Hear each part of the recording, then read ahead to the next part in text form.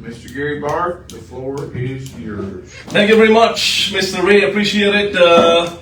Before I begin, I just want to say this. We are live streaming this on Facebook Live, and my friend Mark there is recording the speech as well. I want to thank you, Chairman Ray. I want to thank Joni. I want to thank Mr. Ed and everyone here for being here and giving me the immense honor and opportunity to be one of the speakers at this incredible event at the Houston County GOP in the great state of Tennessee, in the greatest country in the world, the United States of America. And I'm going to do this. I'm going to start off by a quick introduction, and then I'm going to talk about a few America First policies, a couple of America First policies. Then I'm going to talk about some of the situations that I've been through over the last few weeks and months as they relate to the presidential campaign. And then I'm going to talk about the current state of play, so to speak, as it concerns our country, the greatest and the most powerful country in the world, the United States of America. I just want to say this, for all the people listening in live on Facebook Live, the screen is probably showing like 1 or 2 viewers. That is a complete lie and a complete fabrication that, in my opinion, is because of the current White House administration. And I just want to say this, there's usually about, in my opinion, about 10,000 people at least listening in to every live stream, and probably much more than that. And so I'm going to start off by saying this. My name is Gary Barve, and I'm officially running for the 48th presidency of the United States of America as a Republican and as a believer in Jesus Christ as Lord and Savior. And to all the people listening in live, there's about 30 great American patriotic people here. And I'm going to start off by saying this. One of the most important issues for me, for my presidential campaign, is the issue of illegal immigration and my position against illegal immigration. And, you know, this has been a little bit of a soundbite. I've obviously met some of you prior as well, and I've interviewed with probably about 50 media networks across the country. Some of the last 3 interviews that I did, I think there were like 6 million people listening in live cumulative. And so I want to say this. I'm going to give you a soundbite, which I think is a very nice soundbite, especially against the gangs and the cartels in the United States of America. So, you know, under the previous dumb as a rock Kamala and crooked Joe Biden administration, we had, what was it, like 20 million illegal immigrants cross across the southern border into our great United States of America illegally, bringing in tremendous crime and drugs such as fentanyl that killed hundreds of thousands of our great American patriotic people. And you know, there are these gangs that came into our country. I'm sure you've heard about this gang, Tren de Aragua, right? Tren de Aragua is a gang that came into our country. And you know, the first time I heard about this gang named Tren de Aragua, I said to myself, what a stupid name for a gang, right? Who names their gang Tren de Aragua? It's a stupid gang, and it's a stupid gang name. There are probably some gang members listening in live as well, and who knows, maybe some gang members here as well, right? And I sort of say that tongue in cheek, but you know, it's a vicious gang, and they literally took over a complete building in Colorado a few months back. There's another gang that came into our country, MS-13. And these are bad, evil, awful, vicious, pathetic people that literally cut people up just for fun. And you know, I had the great honor of visiting the United States of America southern border in the great state of Arizona. By the way, I'm now a resident of Nashville, Tennessee, the home of country music, but I used to reside in Arizona prior. And I visited the United States of America southern border with some great American law enforcement officers and heard about some other gang names, Sinaloa Cartel, right? And you know, some people, jovially I would say, said to me, Gary, it's not the Sinaloa Cartel, it's the Sinaloa Cartel. And I said, who the hell cares? These are bad, evil, awful, vicious, pathetic people. And so, in fact, right now I'm saying we should rename the United States of America, should rename the Sinaloa Cartel to the Sinaloa Cartel, right? And so my direct message right now from the incredible Houston County GOP event in the great state of Tennessee, in the greatest and the most powerful country in the world, the United States of America, my direct message to MS-13, Tren de Aragua, Sinaloa Cartel gang members is get the hell out of our great United States of America. If you don't, we will incarcerate members of your gangs. Or I, Gary Barve, as the 48th President of the United States of America, will kick members of these gangs out of our country. Ladies and gentlemen, I'm ready to take a bullet for you. I'm ready to take a bullet for our American people because I want to keep you, our great American people, safe and secure. Law and order, in my opinion, is the very fabric that keeps our country the greatest country in the world, along with many other reasons such as American exceptionalism, American patriotism, the personality that our great American people have, and American entrepreneurial spirit. These are some of the reasons why America is and always will be the greatest country in the world. And I talked about American exceptionalism a little bit, and I want to expand on it a little bit. I just want to say this. Ladies and gentlemen over here, I just want to say this to you unequivocally with complete confidence. Remember this.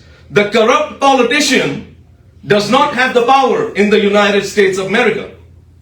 The corrupt bureaucrat does not have the power in the United States of America. I'm talking about a lot of members of Congress. I'm talking about a lot of US senators on both sides of the political spectrum. There are a lot of great people on the GOP contingent in US Congress and US Senate. But there's a lot of corruption there as well. And so the point I'm trying to make to you is that the corrupt bureaucrat and the corrupt politician does not have the power in the United States of America. It's you, our hardworking, patriotic, exceptional American people, that have the power in the United States of America. And I'm not saying this from the perspective of the rhetoric. I'm saying this from the perspective of the ballot box. You decide who gets into the White House. You decide who gets into the US Congress, and you decide who gets into the US Senate to represent you, the hardworking, patriotic, exceptional American people who build the country, not the corrupt politician, not the corrupt bureaucrat. The hardworking farmers, the hardworking electricians, plumbers, police, sheriffs, ICE, military, veterans, firefighters, first responders, the caddies, the bartenders, the restaurant workers, small business owners, big business owners. You are the ones that build our country. And so remember that the power from the perspective of the ballot box is always with you. And I want to talk about a couple of more things real quick. I want to say this. As many of you... You got about 10 minutes. You're about halfway there, buddy. Thank you very much. I just want to say this. In the last many years, I've been a very loyal supporter of Donald Trump.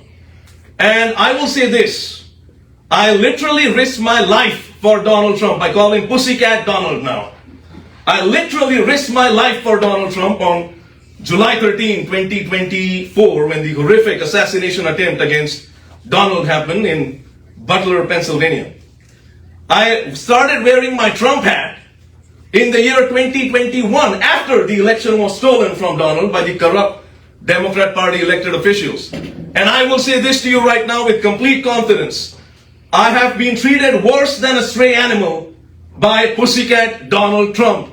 And I will say this to you right now. A lot of members of his cabinet, probably Donald himself, are listening in live right now. And I will have a direct message to you during this speech.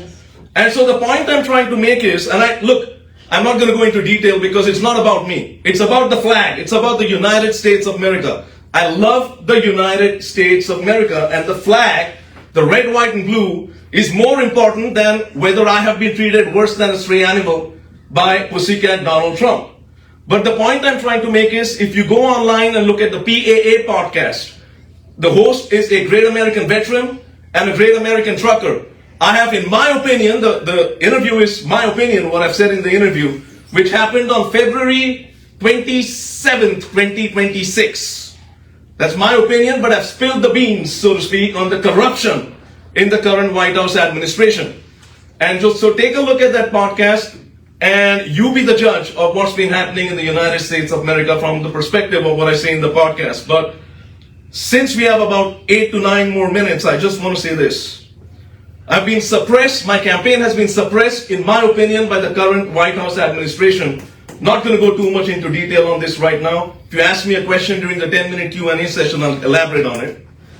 But I want to make this about our country. And I will say this to you right now.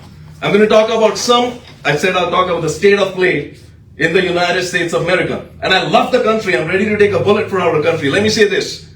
The tariff situation that is happening under Donald. Donald has been going about town telling people that he has brought in about $19 trillion, trillion with a T, from other countries into the United States of America in the form of tariffs and in the form of other revenue streams. You've all heard it. The reality is this: of the $19 trillion that Donald has been talking about, only $250 billion with a B, has actually come into the government of the United States of America in the form of tariffs. And do you know what amount of that $250 billion that Donald is sitting on right now has actually gone back to you, our hardworking, patriotic, exceptional American people? This is not taxpayer money. I hate socialism. This is money that's coming from other countries because of the tariffs that Donald has levied on about 180 countries in April 2025. You guys have seen the downside of the tariff. You guys have seen the trough of the tariff, the economic downside of the tariff. But now that the money has actually come into the government of the United States of America from other countries as a result of these tariffs, Donald is sitting on that money. Why is the money not being sent back to you in the form of checks or dividends, not taxpayer money?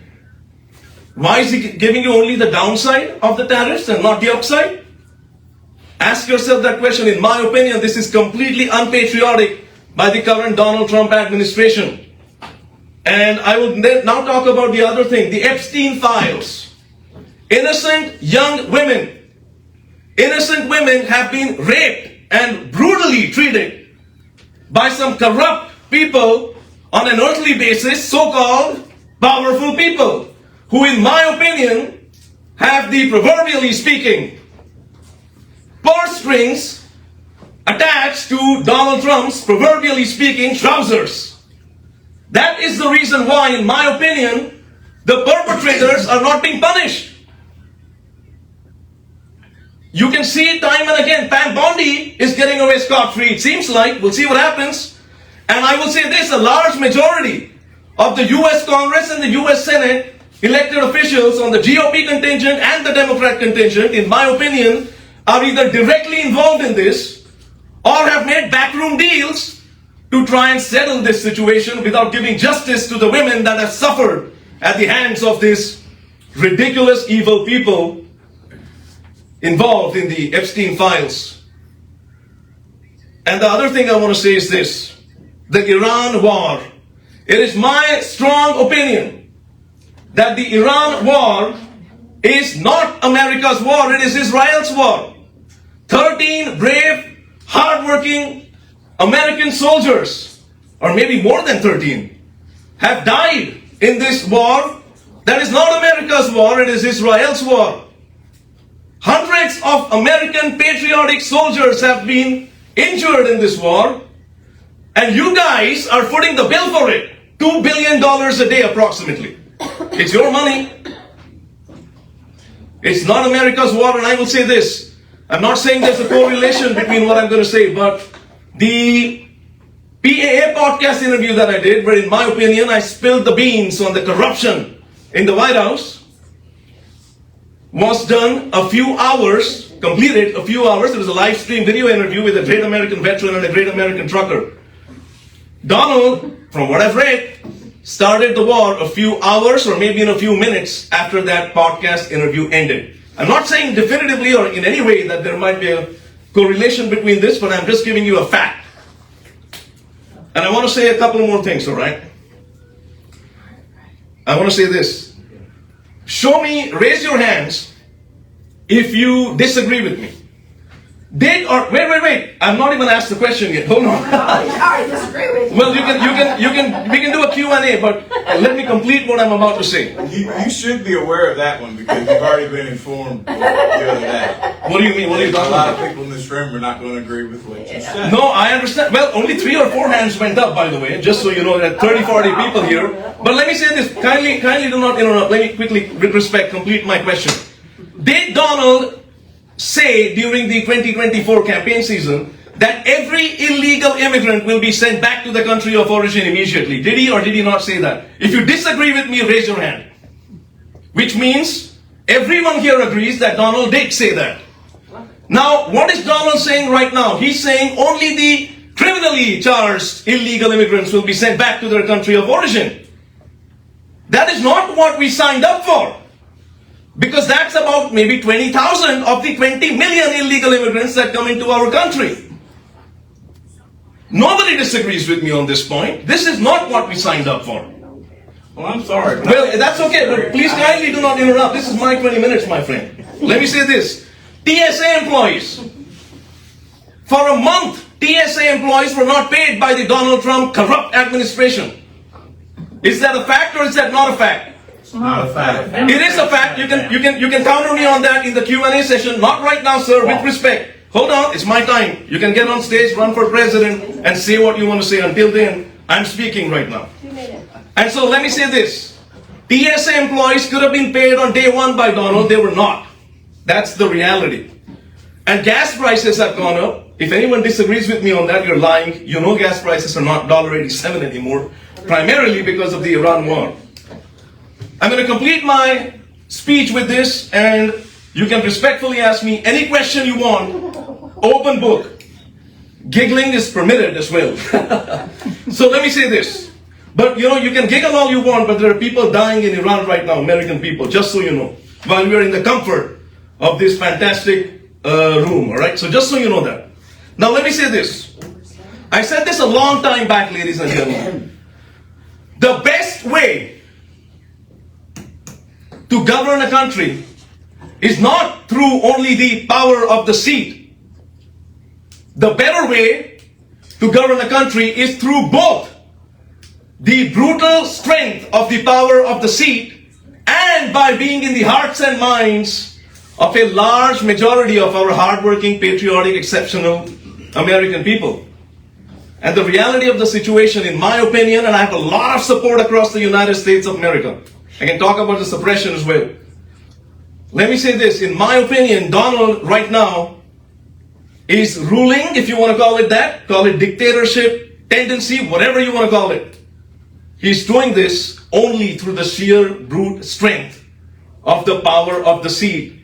Donald, Pussycat Donald, is not, in my opinion, in the hearts and minds of a large majority of our patriotic, exceptional American people. And I'm going to end it with this. I believe I not only have the power of the seat, not the presidency, I have the power of the seat from the perspective of being a hardworking, patriotic, exceptional American people like you, who is running for the presidency of the United States of America, ready to take a bullet for our country. And I will also say this, I'm also in the hearts and minds of a large majority of our hardworking, patriotic, exceptional American people. I'm going to say this. If Pussycat Trump, Kash Patel, J.D. Vance, I call him Doofus, I call him Docile Cheeks Beramil, Christy Nolan, Tulsi Gabbard, and Pete Hegseth, I hate that guy. And I'll say it as potential opponents, if you want me to say it that way, it doesn't really matter. My direct message to you right now is this, because you're destroying our country, I will not let that happen. My direct message to you and every corrupt White House official right now is this. When I become the 48th President of the United States of America, my Department of Justice, which is not really my Department of Justice, it is the American people's Department of Justice, will launch a massive investigation against every person who is a perpetrator in this process of me being purposefully, in my opinion, suppressed, but more importantly, in the process of destroying our country, which you guys are doing right now. Every perpetrator that is found guilty will be charged and punished within the bounds of law and order. And I will say this, there is no compromise on this whatsoever, because I will never let you down from the perspective of compromising our red, white, and blue. And I will finally say this, my campaign slogan is this. And you can ask me any question you want, open book after this. My campaign slogan is this. We have already won and saved America. They just do not know it yet. I say this as an American first. I say this as a candidate for President of the United States of America. I say this, however, number one, as a believer in Jesus Christ as Lord and Savior. I'm happy to answer any questions that you have for me. We have 10 minutes, Mr. Ray? I'm opening it to the floor. All right, thanks so much. Yes, ma'am. Anyone would like How long that? have you Thank been, you. How long have you been in America? Well, I was born in Summit, New Jersey. So, how old do you think I am? I don't know. You want to venture into a guess? Huh? Do you want to venture into a guess? No. Okay, well, I'll give you the number anyways. It's 41. I'm 41 years old. Okay. I was thinking 45, so I was close. Now, that's, I don't know if I take that as a compliment. Is it because I look more mature than I look? Or No. Does my I facial just expression a wondered- little bit older than what I really am? I just wondered because, so you are a first generation American then, correct? I would not go into those details. I will say I'm a patriotic, hardworking American ready to take a bullet for you. Oh, you thought you said it was an open Well, book? I mean, what do you mean? I let her speak. Wait, hold on. I think Mr. Ray has a question for me. You Later. just put it out that you're an open book, and she just asked you if you're the first generation American. Correct. What's your point of contention? Is it? My point of Wait, let him talk, right? My point of contention is you've offered to the group to answer any question That's given, and the second question you've been given, you're trying to evade it by saying I'm not going to go there right now. Well, hold on. Do you believe in the freedom of speech or not? You're going to answer my question. I'm Hey, if answering. I didn't believe in the freedom Okay, of so you speech, believe in the- wait a minute, hold on a second. If I didn't believe in the freedom of speech, Okay. after we met over in Waverly, Just I fantastic. would have meeting. said, no way. I would have literally told you, but I believe in freedom of speech. I appreciate it. And you have every right to get up here and say whatever the heck you want Okay, to so say. what's your point But of you're not contention? going to put us down. You're not going to put this group down. How am I putting the group down and putting the American people first? Because. Yes, answer the stood question. right there and said open book, and when the lady asked you a question, if you're first generation American, you refused to answer. No, that's not what I said. Do you want me to respond to your point of contention or not? Go ahead. All right, thank you very much. I don't care. Hold on. Well, I'm going to answer this gentleman's question. Let me say this. I let her ask whatever question she wants. Are you going to, as chairman of the Houston County GOP, my friend, are you going to dictate how I answer the questions? Because if you are, No, I'm not. wait. If you are, why don't you run for president and answer the question for me? I'll tell you what, Mr. Gary. No, wait. You're disrespecting the gentleman. I want him to answer the question. Are you dictating how I answer the question, Mr. Ray? No, I'm not. So then what's your point of contention? I'm answering the question the way I want to ask it, within the bounds I of make a freedom of motion to speech. adjourn. I say.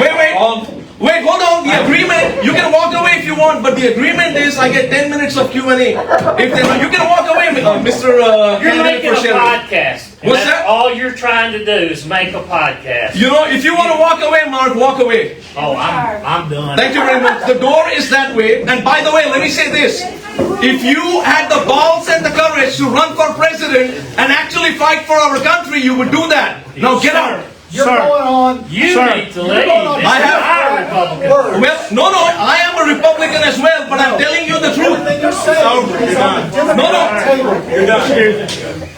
Wait, don't touch my you can't touch my phone, my friend. No, this is our Republican Party. Well, hold on. Hold up, Sir, if you don't leave, we'll call the police department. Please do that. I want you to do that right now. Hold on. He said he's going to call the police on me, right? Did you say that? Because I've been given 10 minutes. Call the police. Well, you believe in the freedom of speech. I told you the truth. You disagreed with it. And now you're saying you're going to call the cops on me? Call the cops. I'm telling the American people the truth, whether you like it or not. We're done. Well, believe me. Yeah, thank you very much.